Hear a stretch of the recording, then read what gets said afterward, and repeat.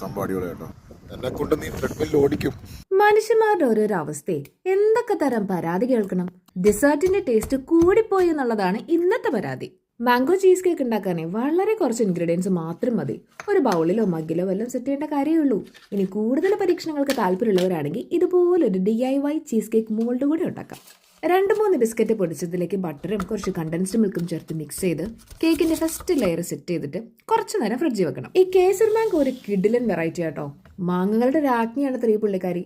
കുറച്ച് മാങ്ങ പീസുകളായിട്ടും കുറച്ച് മാങ്ങ പ്യൂരി ആയിട്ടുമാണ് വേണ്ടത്. മാംഗോ പൾപ്പിലേക്ക് ക്രീം ചീസും എത്ര മധുരം വേണോ അത്രയും കണ്ടൻസ്ഡ് മിൽക്കും കൂടെ ചേർത്ത് നന്നായിട്ട് മിക്സ് ചെയ്തിട്ട് കേക്കിന്റെ രണ്ടാമത്തെ ലെയർ സെറ്റ് ചെയ്യണം. ഇത് കുറഞ്ഞതൊരു 2-3 മണിക്കൂറെങ്കിലും ഒന്ന് ഫ്രീസ് ചെയ്തെടുക്കണം.